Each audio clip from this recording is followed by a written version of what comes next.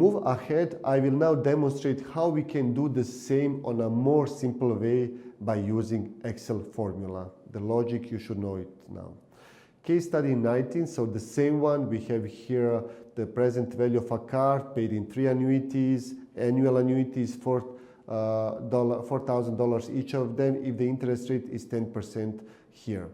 So we have here in the different cells, in the B2 4,000, your payment annuity, 10% in the B3, in B4 3 years, and you click in the B5 insert function present value, you select then the rates, and B3 10%, B4 is 3 years, you click on the B2 with the negative side because this is the cash outflow, you are paying your annuities to the bank, for example, $4,000, okay, and then you just click enter, okay, and you will get your present value.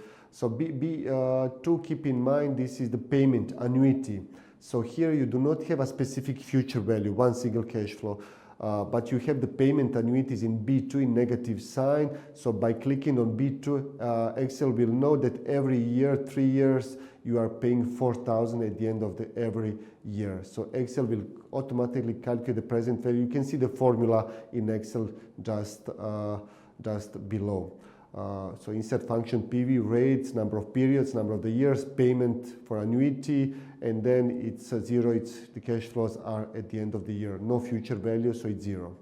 As a conclusion, the annuity of $4,000 is a constant cash flow with a limited 3 years duration, which today amounts at $9,947.41. So you have to wonder if you have some cheaper options to buy this card, which is now easy as you have now the good knowledge of the present value.